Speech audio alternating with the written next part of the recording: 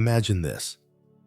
You wake up in a world where every belief you've ever held, every purpose that once drove you, has evaporated like morning mist under a scorching sun. The career you thought mattered, a hollow ritual. The relationships you cherished, fragile illusions. The meaning you clung to, a story you told yourself to keep the void at bay. At first, it feels like freedom. No more obligations, no more weight. But then, the silence creeps in. A question gnaws at the edges of your mind, relentless, inescapable. What if none of it ever mattered? This is not a nightmare. This is the logical conclusion of a world that has killed God, erased transcendence, and replaced it with the sterile hum of progress. Friedrich Nietzsche saw it coming over a century ago, not as a prophecy, but as a warning.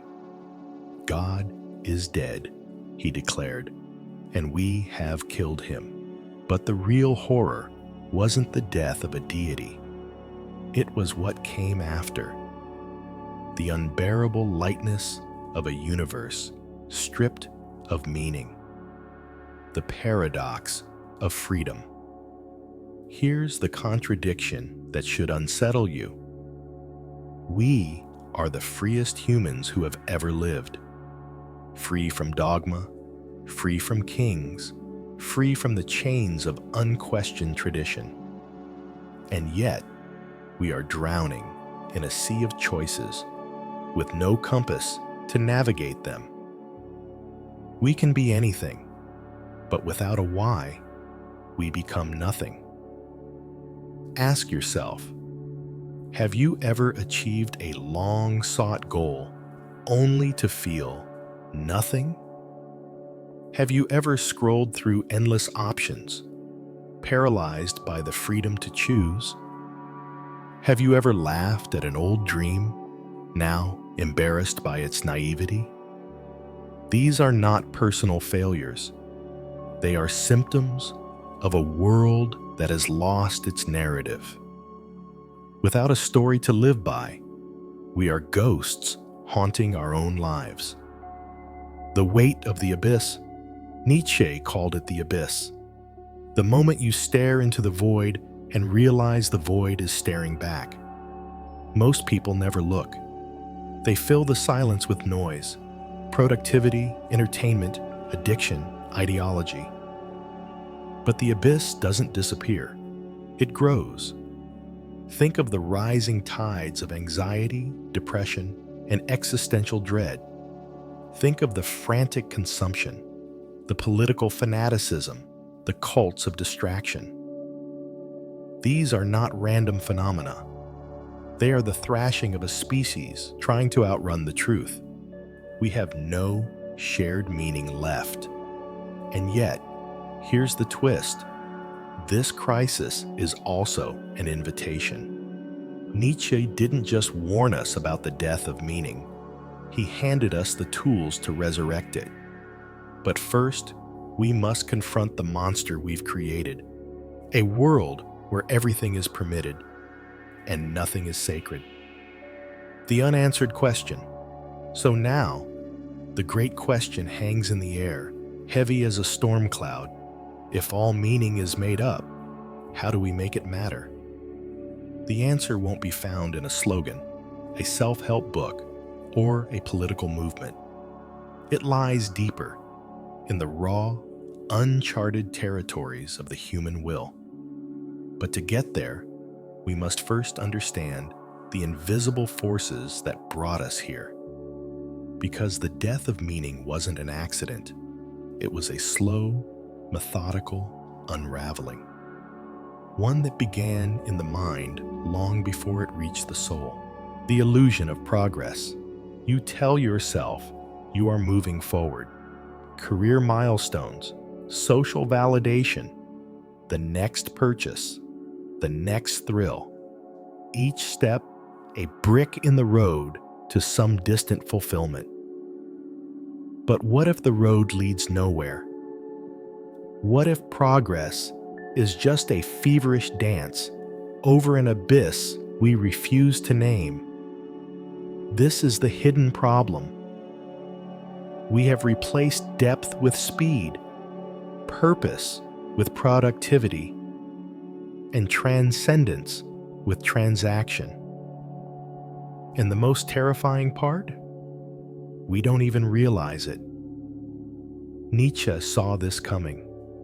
He watched as science dethroned religion, as reason dismantled myth, as the modern world declared itself free from superstition. But he also saw the cost. When you stare into the abyss long enough, the abyss stares back into you. Without a higher ideal, without a struggle that means something, the human spirit withers. The psychological vacuum. Carl Jung understood this erosion better than most. He warned of the shadow, the repressed, unconscious parts of the psyche that fester when ignored. When a society abandons its myths, its rituals, its sacred narratives, the shadow doesn't disappear. It erupts. Think of the rise of fanaticism, the cult of celebrity, the desperate clinging to political tribalism. These are not accidents. They are the psyche's rebellion against a world that offers no container for its deepest needs. Viktor Frankl, survivor of Auschwitz and founder of logotherapy, put it bluntly: man's search for meaning is the primary motivation in his life. Strip that away, and you don't get rationality, you get despair. Or worse, nihilism dressed as enlightenment. The three lies of modernity. Why does this happen? Because we've been sold three lies. The lie of individualism. You are the author of your own meaning. But without a shared narrative, the burden becomes unbearable. The self collapses under the weight of its own freedom. The lie of materialism. More is better. Yet every fulfilled desire only stretches the hunger further. The hedonic treadmill doesn't lead upward. It spins in place, faster and faster, until dizziness masquerades as progress. The lie of rationalism. If it can't be measured, it doesn't exist.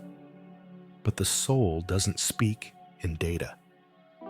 It speaks in symbols, dreams, and the quiet terror of 3 a.m.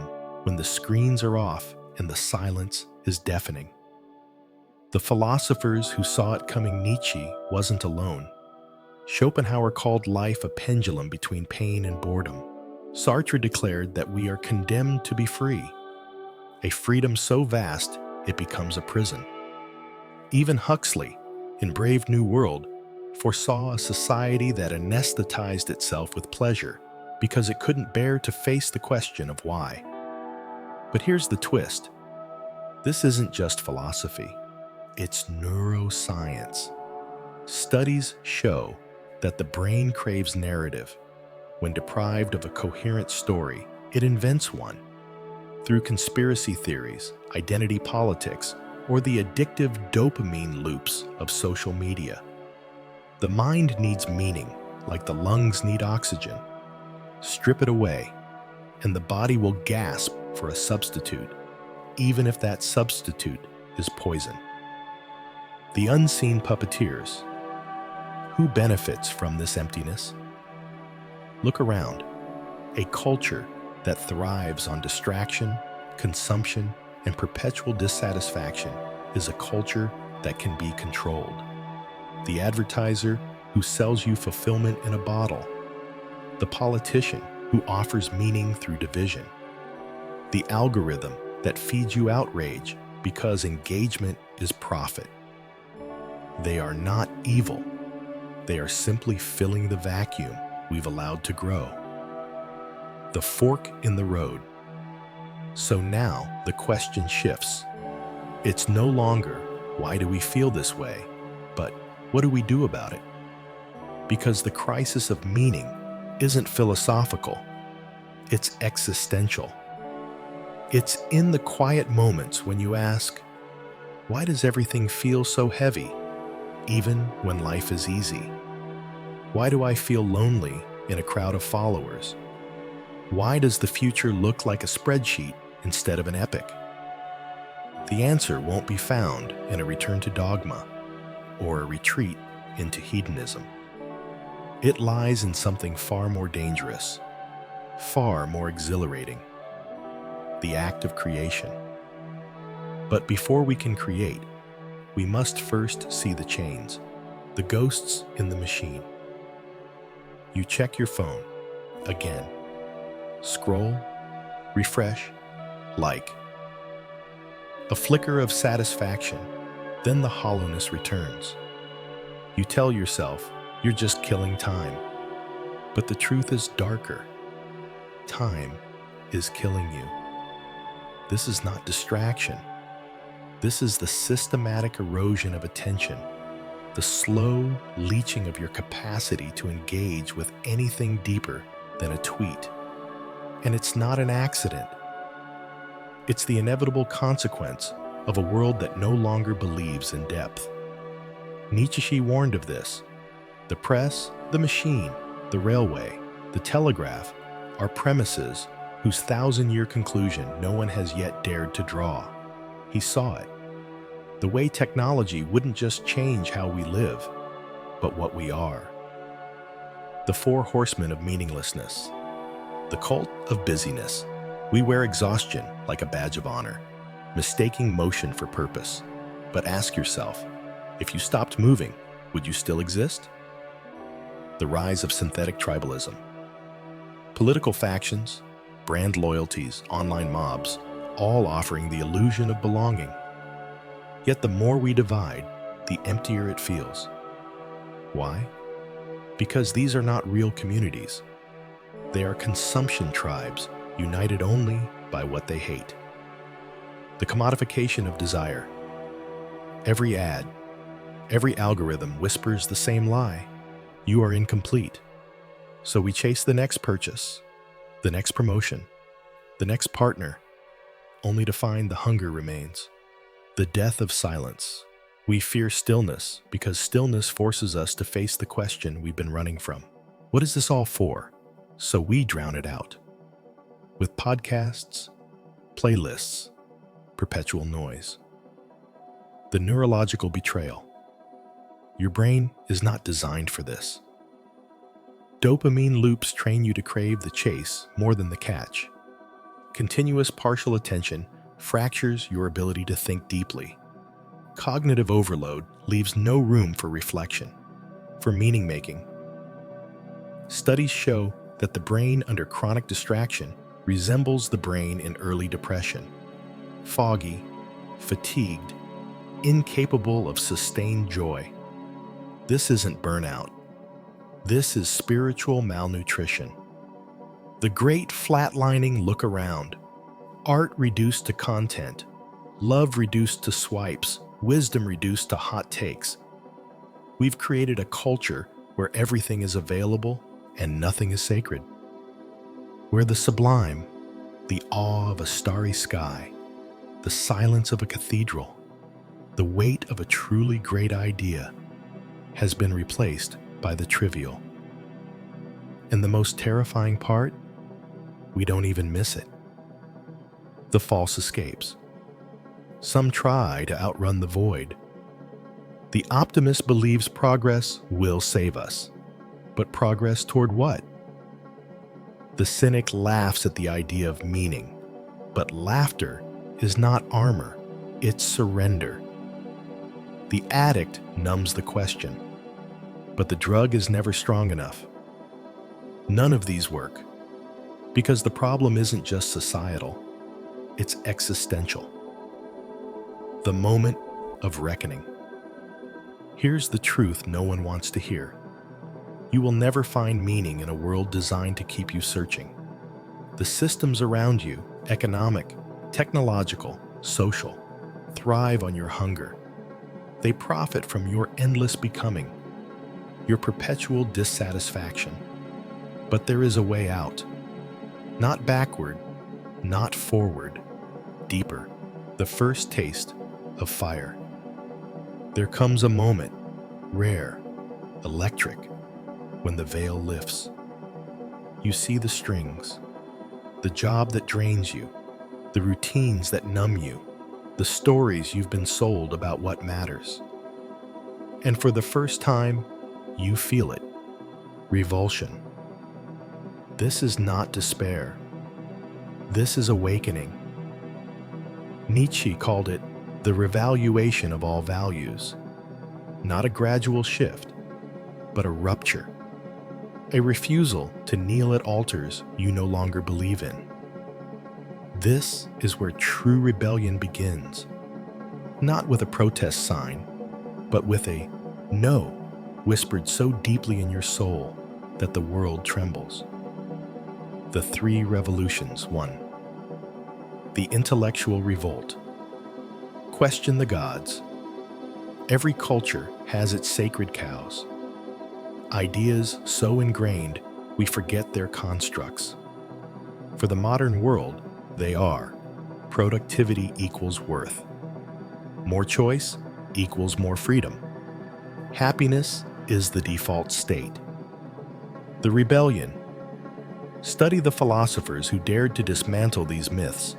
Schopenhauer on suffering, Camus on absurdity, Frankl on meaning. Ask yourself, what do I truly believe? Not what I was taught, not what's convenient. What have I earned through my own torment? 2. The emotional revolt. Embrace the abyss. We spend our lives running from two truths. Life has no inherent meaning. You must create it anyway. The rebellion. Practice Dionysian thinking. Nietzsche's antidote to sterile rationality. Dance with chaos. Write poetry at 3 a.m. Scream into the void until the void screams back. Let yourself feel the full weight of existential dread. Only by staring into it do you discover the abyss is not your enemy. It's your forge. 3. The practical revolt. Build a life that bleeds. Meaning. Meaning isn't found. It's fought for. The rebellion. Adopt reverse productivity. Measure your day, not by output, but by moments of aliveness. Did you feel the sun on your skin? Did you lose yourself in a conversation? Did you create something useless but beautiful? Practice unreasonable commitment. Choose one thing, a craft, a cause, a person, and devote yourself to it past the point of rationality. This is how rituals become sacred. Cultivate holy stubbornness. Like Sisyphus, insist on finding joy in the push. The rock will roll back down. Push it again. The heretics who showed the way. Van Gogh painted stars that swirled with madness and divinity.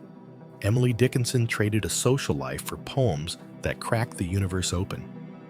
Nietzsche himself wrote philosophy with his blood, knowing few would understand.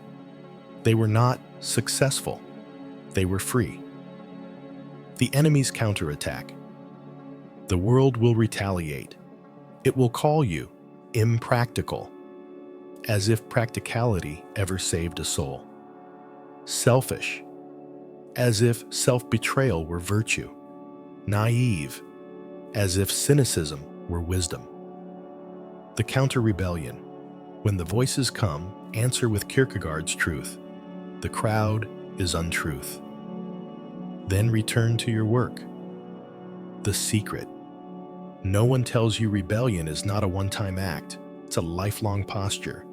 You will wake up some days and find yourself re-entering the cage. The work is to notice and to tear the bars apart again. But here's the alchemy no philosopher fully captures. The more you rebel, the more the universe conspires to aid you. Strange coincidences, unexpected allies, ideas that arrive like lightning. Nietzsche hinted at this. Become who you are. It's not self-help. It's a dare to engage in a conspiracy with existence itself.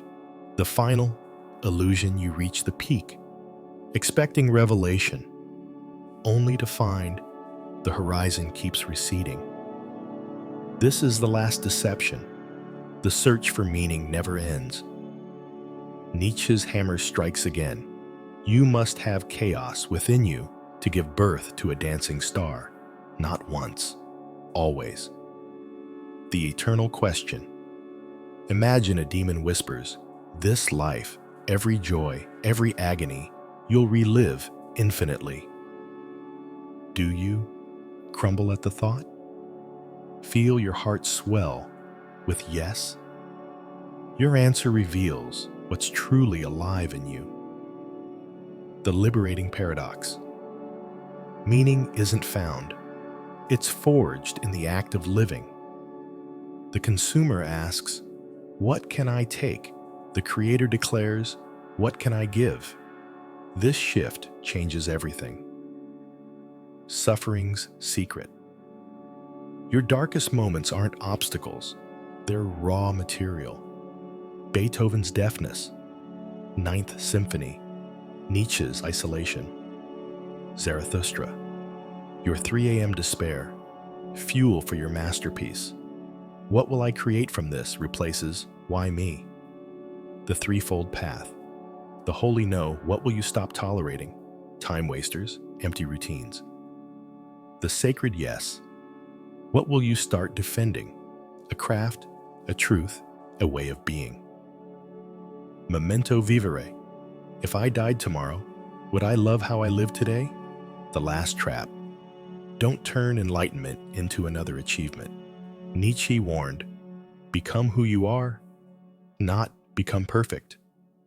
Stay messy, hungry, unfinished. The unfinal word. This isn't an ending. It's a threshold. Now, go dance with your chaos. The world needs your particular fire.